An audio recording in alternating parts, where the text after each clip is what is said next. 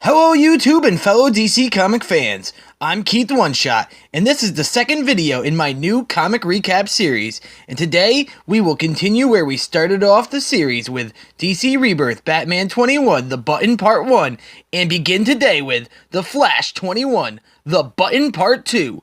All art, text, characters, and storylines belong to DC Comics, not me.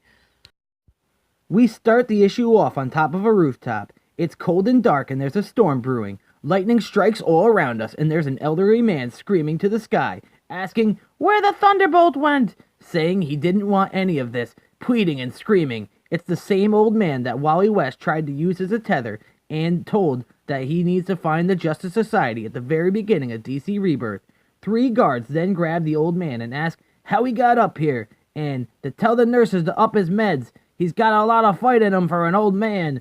Then the old man kicking and yelling out, "We lost the Justice Society!" Everyone deals with loss in different ways. At the Batcave, Barry Allen, the Flash, is going over the scene and talking about his first crime scene, his mother's death. It compelled him to become a CSI, so he could solve that cold case. He goes on to say that being the Flash isn't what makes him good at being a CSI. It's because he spent the time in the lab and worked for it. He's the best at what he does. Barry sees the intent of every blow thrown by the Reverse Flash, noted it seemed more like torture than a simple beating. The Flash looks over the decayed body of Eobard Thawne, a criminal and scientist from the 25th century, and the murderer of the Flash's mother. He hated the Flash so much that he traveled through time to make Flash suffer, calling it revenge in reverse. Barry always feared what the Reverse Flash would do next and who he might try to take next from Barry's life. Barry always tried to be ready in case he ever came at him. "It's over, Mom," Barry half-heartedly said, knowing that this isn't justice. Whoever killed the Reverse Flash must have had a lot of power, as Thawne had his own unique negative speed force, which he created, allowing him to move freely through time, and at times run faster than Barry himself. There was something odd here, as Thawne's decayed body seemed to be covered in Barry's energy, which made Flash question whether a future Flash version of himself may have killed Thawne at some point.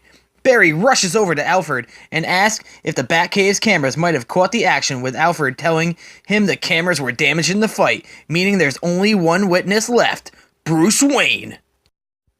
As Barry walks into the room where Bruce is resting, he thinks to himself how joining the Justice League finally made him feel like he had friends in life and was a part of something, and yet, whenever he talked about science, he felt alone amongst them, aside from Batman, who loved talking over the evidence and going over every case with the Flash. The two of them could talk for hours.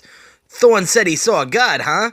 Barry questioned, confused, as Eobard Thawne was from the future and a man of science, not of faith.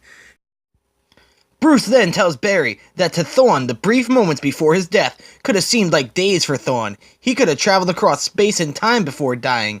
But why then did he return here of all places, exactly here? Barry questioned, and what was wrong with Thawne's vibrational patterns?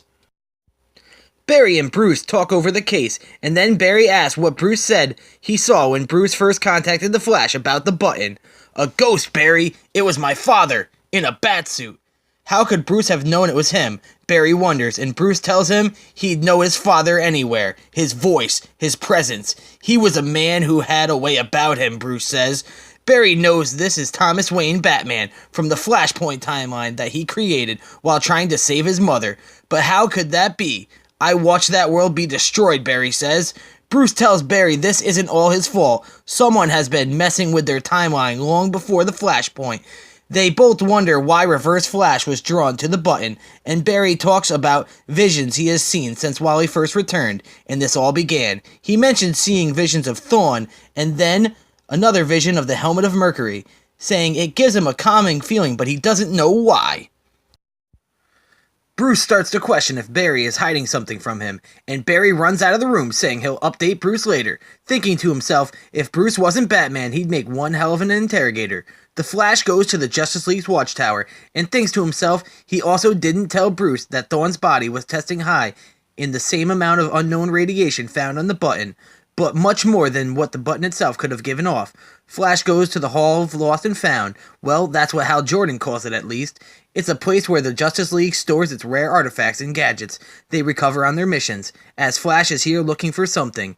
He also wishes he had brought the bloody pin here, as it led to Thawne attacking Bruce, and then Barry thinks back to when Wally West first returned, and Wally had mentioned that he could sense and feel the presence that changed their time, also saying that the presence is much stronger than Darkseid himself, and that they are watching and waiting to attack us, but then he wonders why. Barry was about to use something he swore he would never use again, but felt like he needed to, and he knew that Wally West wouldn't like the idea, so he didn't invite him along. He also didn't invite Wally because he didn't want to risk losing him either. Barry then removes the covers off of what he came here looking for in the back of the Hall of the Lost and Found. It's the Cosmic Treadmill, a device him and Wally used to reach speeds needed to travel back through time, and Barry notes that Thawne never needed to use it as he could travel freely through time himself. Barry knew the risk was high, as the last time he used a treadmill he created the Flashpoint Paradox, but he knew that he had to take the chance, as the risk was extremely high. Right as the Flash is about to step on the treadmill, a voice says, "You think I'd let you go alone?" It's Batman. He's injured and grabbing his broken ribs, but Batman won't let that or Barry trying to talk him out of it stop him from helping his friend on their case. Barry explains to Batman that in the past he knew where he was going, and that this time he's tracking the button's unique radiation, so it will be like catching a snowflake in a blizzard. Barry knew there was no use trying to stop Batman from joining him, so he told Bruce to hold on, and then the two of them took off and entered the Speed Force. Once inside the Speed Force, things got hectic quick, as a storm within the Speed Force is causing high turbulence, and the Flash notes that he's never seen anything like this. Just then, we are shown images of the original Justice League's founding, after their fight with Starro. Barry then saying, "That's not how we founded our Justice League," and Batman questions if these are from alternate realities. Barry replies telling Bruce that Wally West told him about years being taken away from their lives, and that he thinks these are from their universe. Then we are shown the events of Crisis on Infinite Earths, where Barry Allen died. It was later in 2008 where we found out in Final Crisis that Barry was really running in the Speed Force away from the Black Racer, who is Death the Speedsters. The Black Racer was chasing Barry the whole time until Final Crisis, when the Wally West Flash helped save Barry Allen from the Black Racer. Crisis on Infinite Earth was a 1985 through 1986 DC story, which served as DC's first attempt at a light reboot to make things easier to follow and tie off a few loose strings, and Final Crisis was a similar event in 2008 and 2009. The storm within the Speed Force is getting closer and appears to be dragging Barry and Bruce towards it. "We must run faster," Barry yells out, then a crack boom! Batman and the Flash are sent flying. They're trying their hardest to hold on to the treadmill. Then a crash as they land, and the treadmill is destroyed. Batman appears to know where they landed. It's an early setup of the Batcave that seems to be from the time Bruce spent patrolling the streets of Gotham before the Cape and the Cowl. Then Batman notices something is off. The gun Joe Chill used to kill Bruce's parents was on display in a glass case in the Batcave. That Bruce said he never recovered that gun.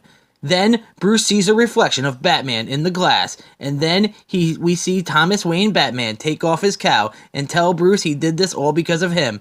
And it is there we end this issue 21 of DC Rebirth, The Flash, The Button Part 2. Look forward to Batman issue 22, Flashpoint Batman Father and Son.